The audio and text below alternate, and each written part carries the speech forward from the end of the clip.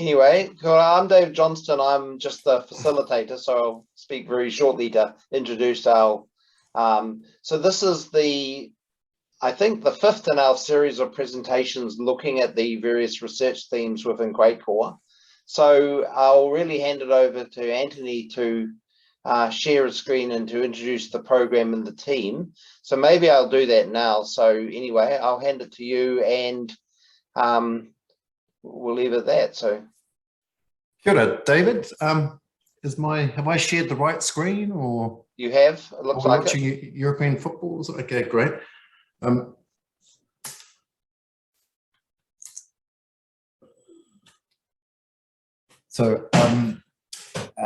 per the Kaupapa, I'd like to start with a karakia timatanga, ki hora te marino, kia whakapapa pūnamu te moana nui a kiwa, hei huarahi mā tātou I te rangi nei, ata whae atu, ata whae mai, tātou ia tātou katoa. And that particular karakia could be translated, let there be calm in these COVID times, may the Pacific Ocean be like Pūnamu, Greenstone, as a way for us gathered here remotely. If you offer kindness, then you should receive kindness, and we are bound together. So kia ora, when I was introduced to QuakeCoRE 2, I had to understand the difference between QuakeCoRE 2 minus QuakeCoRE 1 equals Mātauranga Māori. And I think that's how I've understood it. And I show you an extract from Brendan's submission as part of QuakeCoRE 2, which sort of talks about in QuakeCoRE 2 advancing Te Ao Māori and Mātauranga Māori outcomes.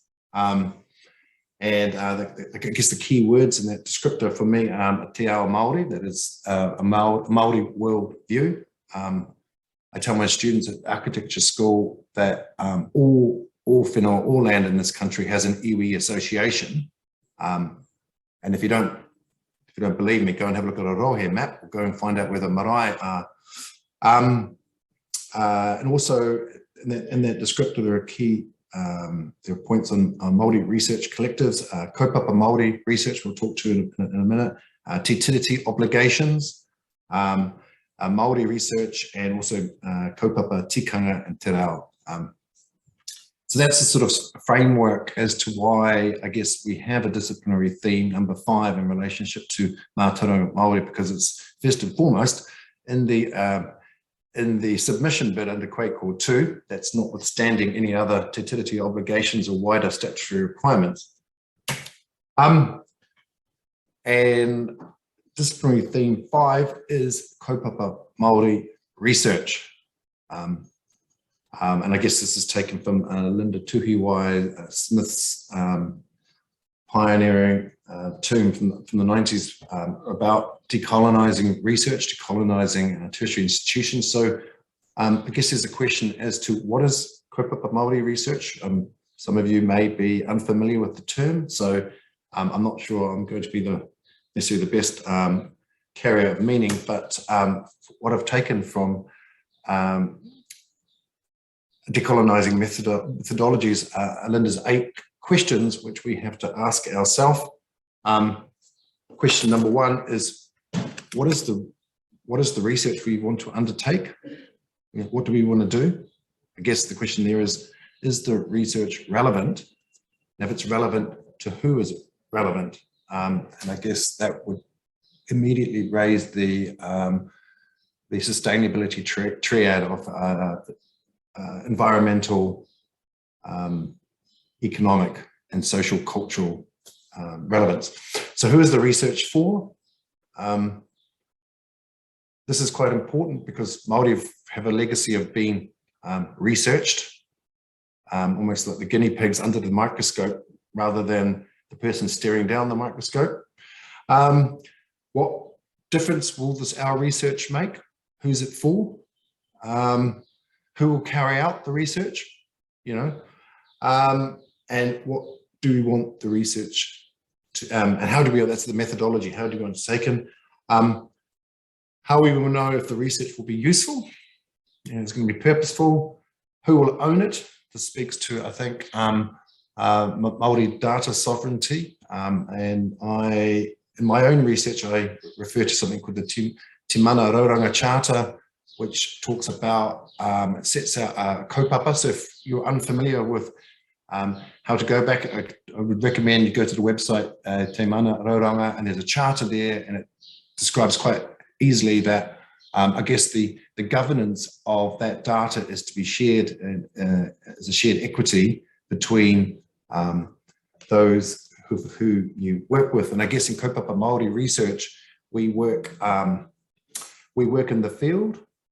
I think underpinning most of the research which we're doing will have hapū engagement. Hapū are therefore partners in the process. They may not have a string of academic letters after their names, but they have a kind of Mātauranga, which has been derived from centuries of existence with the whenua. So they probably don't need, and this is, I guess this is also disciplinary research, that we can do research outside the walls of the institution. Yeah, and this is more meaningful as a sort of practice-based research and engagement with the industry. And of course, who will benefit? So DT5, we like to answer ask these 8 questions. I'm not sure we'll have always the answers, but if and I guess as researchers don't pretend we have the answers. We just talk to the hapū. They probably have the answers. We just our job is to behave ourselves and build and foster good relations. And so DT5, that's Kaupapa Māori research. And I think I'm just repeating myself. Okay, so you might ask, why on earth do we have Kaupapa Māori research?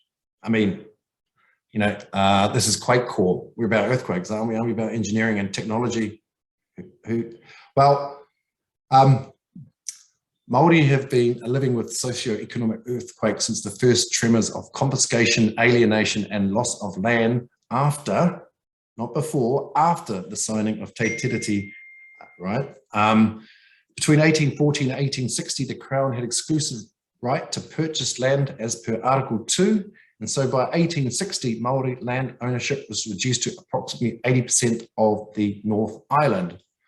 By 1890, this holding had halved to 40% thanks to land confiscation, land wars, and the Native Land Court, such that by the start of the Second World War in 1939, Māori land ownership was just 9%. So here we are today in 2021, that 17% of the population, which Māori own, tantalizing, shocking, 4% of the North Island. And I guess in times of hardship, Māori draw from Māori tangata to protect their whānau. The vision of the Māori capability within our DT5 PO of QuakeCoRE is just to safeguard Mātauranga Māori, tikanga, kaupapa, and therefore improve the socio-economic resilience of tangata whenua within an earthquake resilience Aotearoa, New Zealand. And it'll always be in DT5 Aotearoa, New Zealand, or ANZ. A whare whakairo, for example, was described by James Cohen in 1930 as an example of Māoridom in true artistry and construction, and that's one of the projects I'll show you a bit later. But so I guess what I'm saying is that the transformation of QuakeCoRE 2 is underpinned by statutory obligations and the history of living in a sort of post-transcolonized country. Of course, before Europeans arrived, Māori were dealing with the shaking ground and the sort of more the pre-colonized earthquakes. And you can sort of see today where we are with these Roe maps. So I'm particularly interested in the map on the left. So first of all, the Roes are not boundaries. They're not like defined states. They're sort of loosely, you could probably stake them out through the location of marae. But nonetheless, I'm always showing the students at the architecture school this map, because sometimes they say to me, Anthony, this project doesn't have any Māori content in it. And I say, well, where on that map is your site? And then they go, oh, okay. And they go, but there's no marae. And they go, well, so then we refer them to Māori maps. And then, of course, on the right is the kind of the sort of inequity we find in land ownership, which is, like I said, we have Māori are suffering 2 earthquakes. One is the shaking of the ground, and one is the shaking of society, which is through post-colonized times. Here's our friend Māori maps, which I think we'll talk about a little bit further when we come into the marae resilience projects, but which I guess we're building upon. There's something like 782 marae across the motu. You can see 499 kind of focus points. 499 focused in and around the sort of Bay of Plenty, Taupo, East Cape areas. And you can see then on the bigger image, each of those numbers represents the number of marae. And just over here, which I'll talk to in a minute, is my mōtiri of Mōtiti, we have 2. So population 27, we've got 2 marae.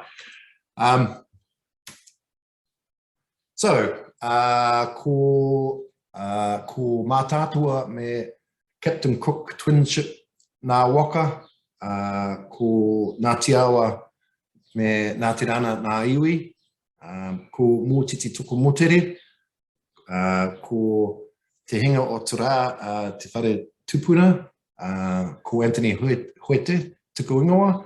Kia ora, my name is Anthony Hoete, and I'm speaking to you with my colleagues Tūmanako and Cassie, who will introduce themselves in a minute in relationship to an introduction to disciplinary theme 5 within the QuakeCoRE research project. And just a little bit about myself. Of course, like all Polynesians, we have a history of this in relationship. We are peoples connected, not divided by the sea. And of course, down there on Mōtiti Island, we have even stronger relationship when things happen like the motor vehicle arena. It's probably the last time the island was in the news, when the largest sort of environmental disaster happened, when the Liberian flagged, Greek-owned Filipino crew motor vehicle arena managed to sail into the astrolabe, which I think even Captain Cook in 1769, when he sailed past, managed to dodge. And of course, the fallout from such environmental disasters is part of the remit of here at QuakeCoRE, where we're looking at resilience of communities. And here's a small island community of 20. Did I say 22? I think it's 27 in the Wikipedia consensus entry from 2007. And environmental damage like oil fallout from Mauritius, of course, affects the island, and so now there's natural environment management areas and all kinds of territories being staked out to protect the kaimoana, and as the islanders are the kaitiaki or guardians of the sea. So I think before we should remind ourselves that whilst as ocean-based cultures in Polynesian see land as stable, and things like earthquakes undermine that sort of stability, and of course that takes us back to the sea, which is the most unstable liquid kind of surface that we know. So it's not just earthquakes, but it's also waterquakes. And the island I'm from is the same size as Venice, and this is a snapshot of kind of what happened in the transcolonization from 1867, when the two Ngaitarangi and Patuai split, and of course that division, which was done by a Māori a native land court, which drove a line down the middle, meant that there's now 2 marae across the road, and you can see the subsequent balkanization of that island as and such that we get today. And Mōtiti is kind of interesting as a microcosm of Aotearoa, New Zealand. It's 54% Māori land title, which is slightly better than, well, a lot better than the national average, and 46% European. However, the effects of colonization have unfortunately seen, in terms of things like land use, the European title has 7 owners, and of course, there are at least, well, it says 427 owners of the land block, but if by the time, like, one of the complexities of Māori land is the multiplicity of landowners, as in Te Ao Māori and Māoritanga, land is not a commodity.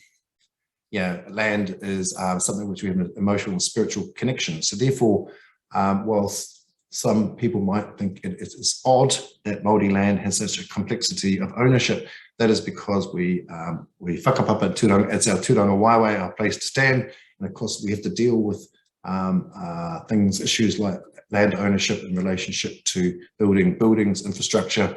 And so that's giving us an understanding that Māori land is quite distinct from European title and comes with the whole plethora of complexities in terms of engagement. So there are more to what's actually happened is having a consensus of 7 owners has influenced the land use. And then, so the image on the right shows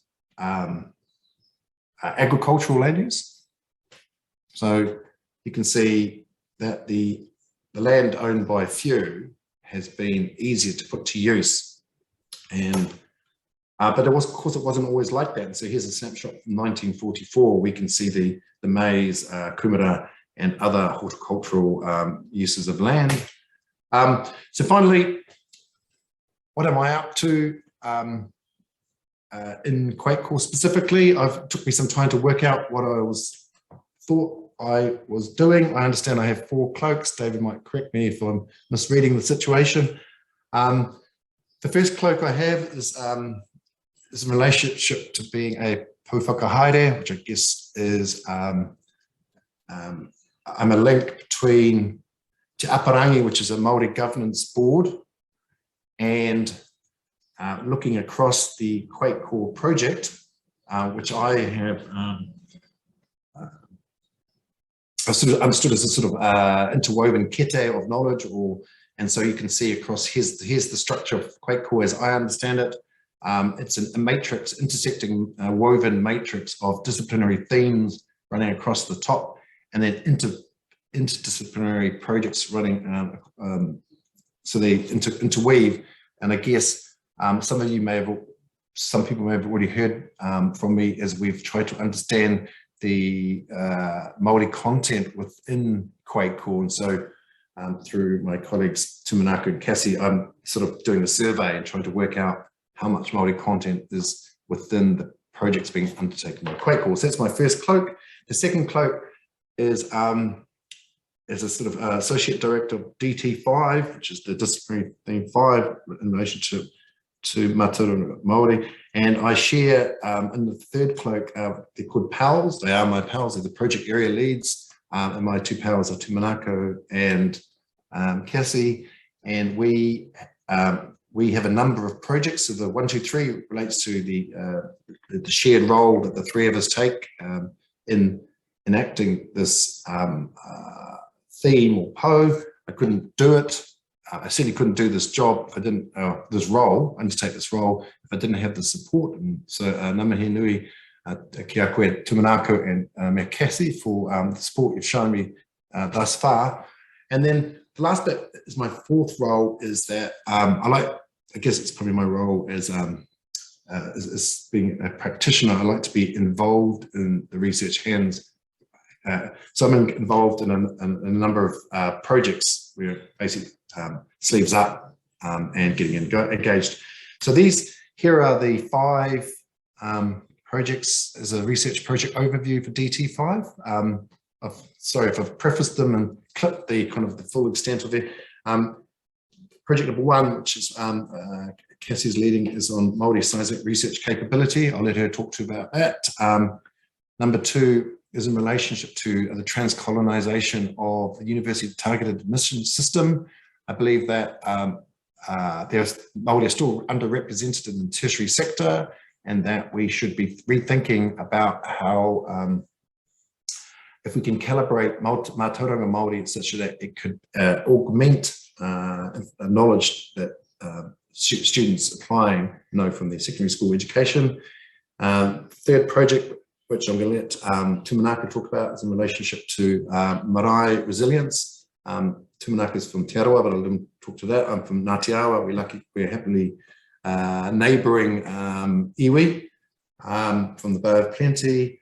Number 4 is the post-tension seismic resilience project, which I'm doing, which I'll show you in a minute. And then the 5th one is another project by Cassie to do coastal capture and emergency management, including tsunami warning systems. She's shaking her head, so I must have got it totally wrong, which is fantastic, because if I got it right, then she's probably got very little to say about it. So moving on. So here's a quick one. Here's the one of the 3 projects we're involved in, targeted mission system.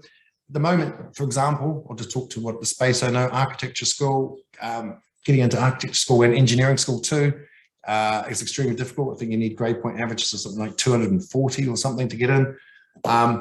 Where we're saying, well, that's all fine if you went to but there's a whole lot of knowledge we're saying, which are colour coded here in orange, which a Māori would know. For example, if you can recite 30 generations of whakapapa, if you know how to make harakeke rope, if you know a whole lot of skill sets which are not being picked up by the secondary school examination, then perhaps we could calibrate that. And we have a workshop in the annual meeting, which we'll be sending out information about. And in that workshop, it's just supposed to be a brainstorming session about what forms of knowledge do Māori have, which we could calibrate such that it could be formally seen and submitted as part of the university admission system, so as to allow more Māori and Pacifica peoples into the tertiary world. Okay, that's that project.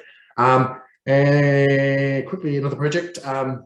That's a pretty pixelated image, but what is roughly about the time of Captain Cook was here. This is one of his diarists on board. You can see whare, they look a bit like closer to whānau, they look a bit arched, they certainly don't look gabled. And they're the first clues that that the whare is predicated on the waka, that prior to the arrival of Europeans, Māori were building their houses using tensioning systems of ropes, and thanks to the arrival of nails, that was almost endangered and nearly lost. So I'm doing a project where we go back to Te Ao Tāwhito, the ancient world, and we're looking at using a post-tensioning systems predicated on boat building to make our whare more seismic resilient, such that you could tension it. So the whare is an unusual one. It doesn't have a bottom chord. You know, it's an unusual structure. And here's some sort of sketches and sort of work about how we would apply this post-tensioning system to the traditional whare, such that it will probably change our perceptions of what a whare would look like. It doesn't just concern the timber portals and the po and the heke. There's also a relationship with the ground. You know, is that rammed earth? Does it involve some of the work Tūmanako, for example, doing in Indigenous material science? We will see. And most importantly, this is Kaupapa Māori research, or I should actually say Kaupapa hapū research. It's far more granular than Māori or iwi. And this project has been undertaken in the field with Ngā Tira or Te Whakatohia of Pōtiki. So that often comes with its own attendant problems of how to do field work, you know, outside the health and safety strictures of the university. But nonetheless, that is the ambition. And kia ora, ngā mihi, ko Cassie. What are you up to? I sent you 2 slides, Anthony. I'm just wondering where they are. Thank you very much. Right, well, Anthony has said we are doing Kaupapa Māori today, so let's do that. E nā rangatira tēnā koutou, ki te taho tōku whaia, ko kapakapa nui raua ko aoraki nā maunga, ko waikanai raua ko kaiapoi nā awa, ko tainui raua ko takitimu nā waka, ko te ati awa rātou ko Ngāti tō rangatira ko naitahu o kuiwi, ko Ngāti mutunga me Ngāti awa o kuiwi hoki, ko kai tangata rātou ko Ngāti manu, ko Ngāi tuahiri, oku hapū, ko whakaronga tai, rātou ko takapuahia, ko tuahiri oku marae, Ko te pehi kupe raua ko Hinekino te horo o ko tūpuna tāwhito, ko Donovan tōku whānau, ko Parata, rātou ko Barretts, ko Webbers, nā whanauna, ko Marama te horo tōku tūpuna wahine, ka Marama Annett tōku tūpuna wahine hoki, ko Anne Donovan tōku queer, and you can see her photograph there, ko Patricia Marie McLaughlin tōku whaia, ko Christine Marie Kenney tōku ingoa. No otaka ia hau. So some of you know me, some of you don't. I'm the kai whakahaere of Te Toi Whakaruru hau, and I'm conscious that Joe Horrocks is on this call. This is the EQC Mātauranga Māori Disaster Risk Reduction Research Centre, and we have partnered with QuakeCoRE to look at developing emerging Māori researchers, but also bringing that along in the community. The first slide I've got up is basically, hello everyone, who am I? You've had a very quick snapshot of that. That is one of my marae on the Kapiti Coast. You've got my ancestral family, my great-great-grandfather on the right, and my grandmother is particularly pertinent because she's the one that stopped the land sales on the coast that Anthony was talking about earlier and fought very hard to hang on to our whānau land, which included the Kenney block, the Chiefly block where Whakarongotai marae originally stood. Or parts of it, I should say. And why the marae? This marae was subject to major seismic activity and it had to be moved. The first place that they moved it to was an area on the edge of Waikanae Beach, which is called, was called Takamore. And we had another earthquake and subsidence and serious flooding. And so a little bit of it was saved and it was rebuilt on its current location in 1883. So next slide, please, Anthony. So as Anthony mentioned, we are also looking at things other than buildings and engineering. We are looking at the broader aspect of communities, Mātauranga Māori and disaster risk reduction. And as a disaster sociologist and the incoming professor of disaster risk reduction at Massey, I can say that now because the press release went out this morning. My passion is more on the socio-economic environmental resilience of iwi and hapū in relation to earthquakes. So Anthony would have mentioned that we've got a range of projects. The project that was described as coastal capture and emergency management is more focused than that. It is actually Māori seismic risk communication. There's very, very little done on that. There's significant gaps. And we wanted to make sure that we address that because, as Anthony also mentioned, there's considerable knowledge that is there that may usefully inform emergency management down the track. Now, I'm aware that some of the young emerging researchers that are involved with QuakeCoRE have been involved around risk and looking at some of the traditional knowledge in their own rohi. And I would single out Christy Lee Thomas as a superb exemplar of that, but to date there has been no Māori-led research specifically conducted on Māori-centred understandings of seismic communication or earthquake early warnings in contemporary context. So this project will address that.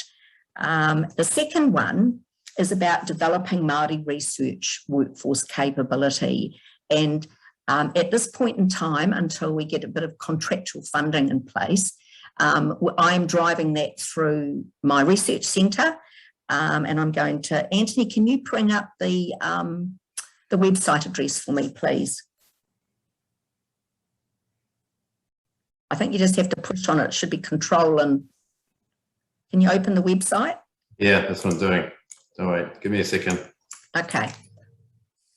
So at this point in time, one of the things that has been a clear message from some of the younger researchers, they want an opportunity to come together to be Māori and build a sense of whānau. And we had our first hui in March of this year and we had 24 participants. One of the things that we want to do is to be able to ensure that our emerging leaders of the future have an opportunity to leadership training, and we were very privileged to have a leadership forum led by Tūmanako Solomon on QuakeCoRE board at that hui. We'd hope to have another one later this year, but funding always takes a while with QuakeCoRE, so we'll be looking to have our second one in the South Island early in the new year. So I just wanted to give you a bit of an idea of the website is out there. In the last 12 months, we've provided stipends to 9 students, majority of whom are QuakeCoRE emerging researchers to support their work. We are from time to time going to put up funding, and going forward with the Māori strand at QuakeCoRE, we will be co-funding some of this research. So for those of you that want to grab that website address and have a look yourself, there's a little triangular button on the main page down in the right-hand corner. If you push on that, one of our pūkenga who's doing a PhD on disaster trauma is a member of the Black Seeds and a member of the National Symphony Orchestra and a well-known exponent of taonga pūoro, which is Māori flute. And she has done the music tracks for us. So this is the senior research team. So we've got myself, we've got Professor John Proctor, we've got Dr. Suzanne Phibbs and Dr. Akusha Shasha. At this point in time, we have a governance group that includes Tūmanako Solomon, Professor May Hanajuri, Professor Cynthia White, and Dr. Jo Horrocks, who I am endlessly grateful for her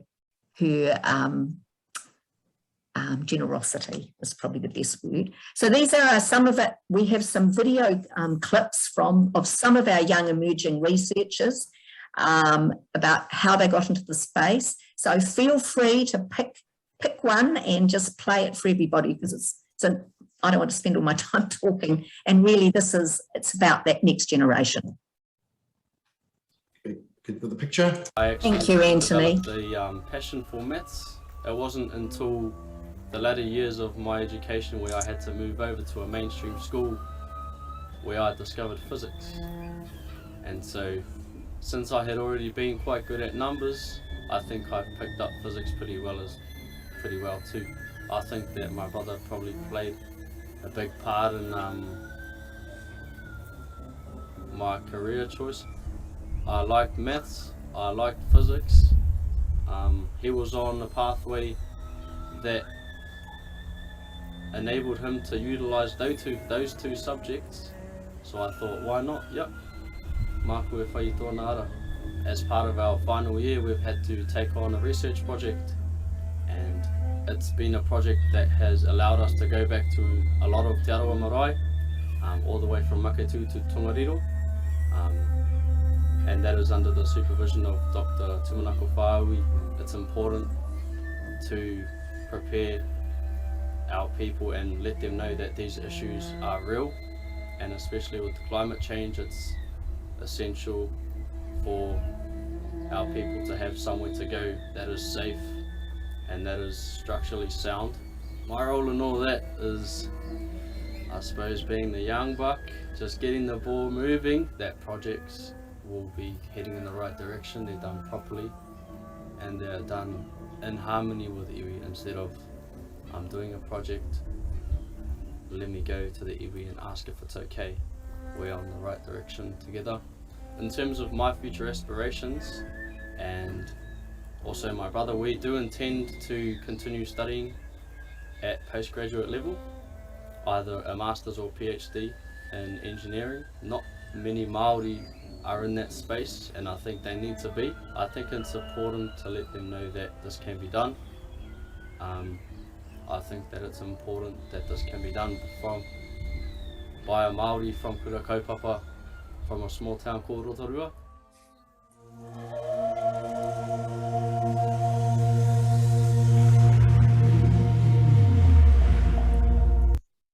And I think Sunny said all of that very well. Thank you, Anthony. You're welcome. So that'll do for me for the moment.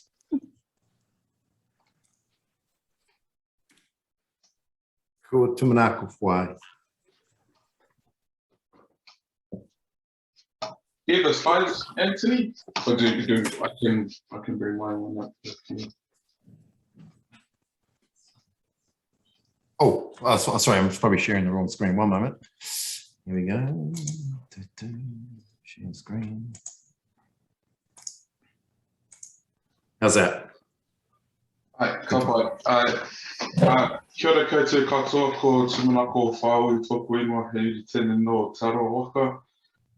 E kairanga hau e te whare waipapa tau Mātauranga, karawa mai. Tēnā koutou katoa. Kia ora everyone, my name is Tūmanako.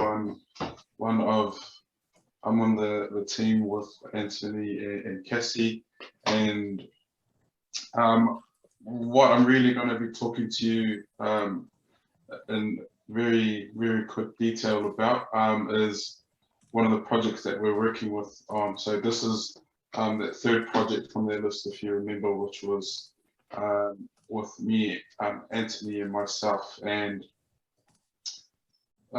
this project is aligned with some other research that I have going on in the in RNC too, where we're looking to understand the resilience of marae. And you would have heard that Sunny was one of my students doing some work on that.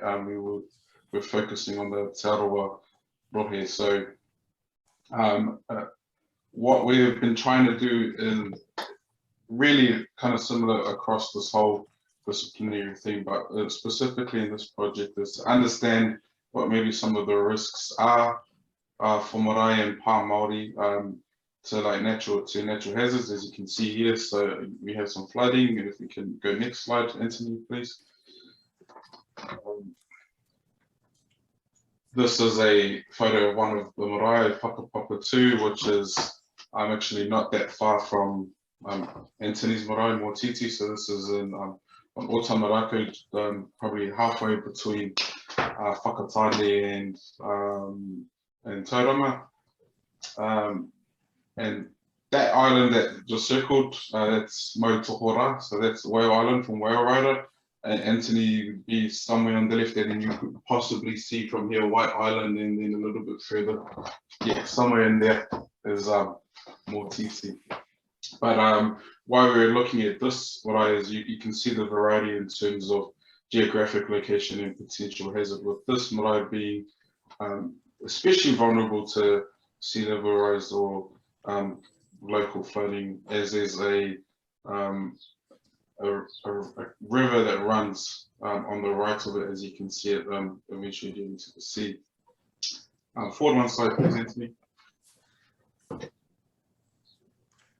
And so where this brought to for us was looking at this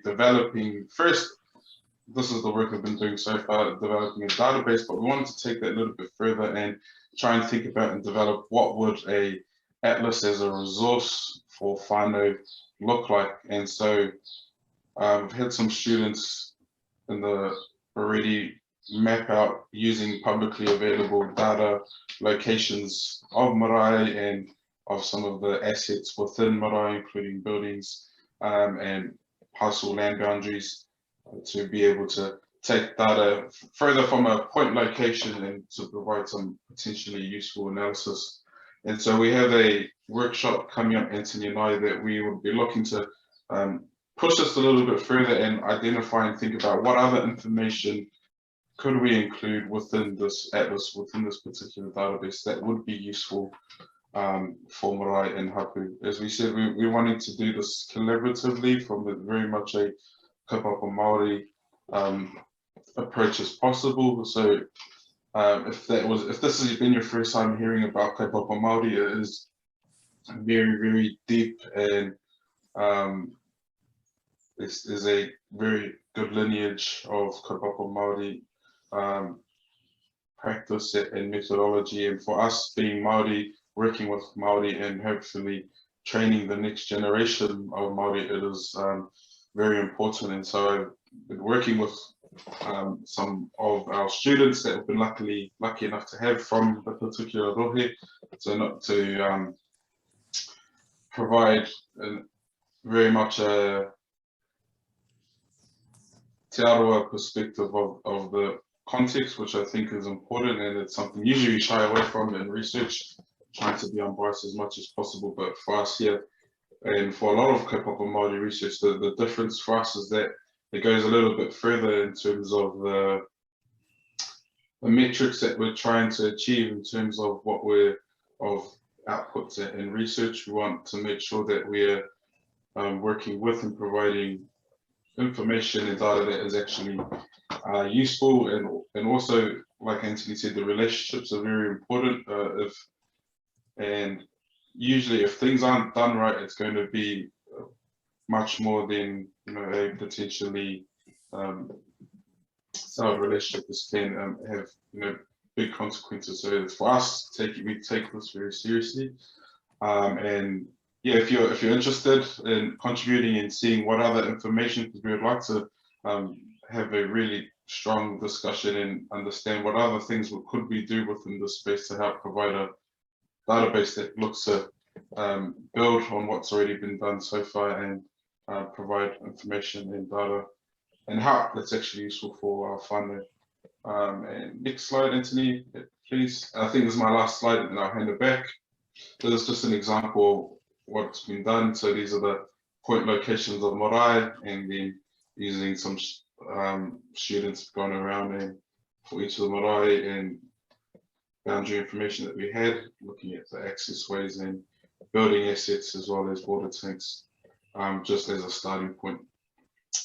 And yeah, thank you so much. And just before I move on, I'd like to mihi to Anthony and Cassie for the work and I guess and the leadership, especially for myself in this space. Mihi nui kia kōrua. Ora. Tēnā koe, Tūmanako. Right, I think we were going to ask if there's any questions from the floor, but before we do that, just a reminder. So we have this annual meeting that is online, I think at the beginning of December, and on the Tuesday, I'm involved with 2 workshops. One workshop is the transcolonisation of education, and the second workshop with Tūmanako is on marae resilience. These aren't lectures by any shot. They are more like we kind of kōrero, where we want to brainstorm and think tank how to conduct this research. So we'll be welcoming anybody to participate. It's like I said, it's not a presentation. It's basically we want to have a conversation, about how do we go about. And I think one of the questions that's come up, which Tūmanako has raised, is, is this atlas, for example, is it online? Is it in print? Do we augment the work of Māori maps? And I think we just want to have an open brainstorming session. I don't think any of us, well, I certainly don't think I'm an expert, and I'm more interested in just facilitating really good, robust dialogue to push the project forward. So, kia ora. Has anyone got any questions for Cassie or Tūmanako or myself about what's going on in DT5?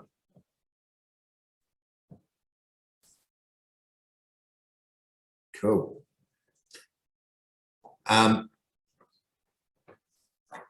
Also, because I see Brandy there, I want to thank you for all the work you've been doing with Shaky Tables in terms of outreach and engagement. And that work is incredibly important because, as we say with Kaupapa Māori research, we're not just talking to academics or researchers, we have to talk to the community. And it's because if the projects gain traction with the community, we're going to enhance resilience. And I think that's one of the great cornerstones which DT5 can add to the entire QuakeCoRE picture, is that implicit within Tikanga Māori is engagement. So, that is just the foundation of all whanaungatanga, all relations. So I guess we think that the DT5 can also offer to across the entire QuakeCoRE kite the knowledge of how to engage and therefore how to build resilience through community. If there's no further questions, like I said, we will try to send out communications on the workshops. We'd love people just to come. It's only an hour, so it's not too arduous, and we will just brainstorm that. I don't know why that, I have no idea why there's an image of my family.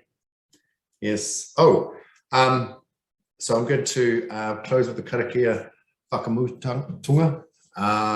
Kia tau nā manakitanga a tia mea nāro. Kia ronga ki tēnei o tātou. Kia mahia te hua mā kihi. Kia toi te kupu, toi te mana, toi te aroha, toi te reo Māori. Kia tūturu ka whakamāua. Kia tina. Tina. Hui e. Tai ki. So with that, ka kite anō, mā te wā, have a nice weekend, and thank you all for your attendance, and I really welcome you to come and have an open session with us in the workshops. David. Thank you very much for that, and I think you've said goodbye, so thank you for this presentation. There'll be further in the series through QuakeCoRE, and I'm going to see a number of you shortly because we've got a Zoom very shortly within QuakeCoRE, so next piece of our funding allocation. So anyway, thank you all for joining. Look forward to seeing many of you online for the unfortunately online annual meeting, and hope to see you all in person soon when things are able to. So kora, and thank you very much. Bye.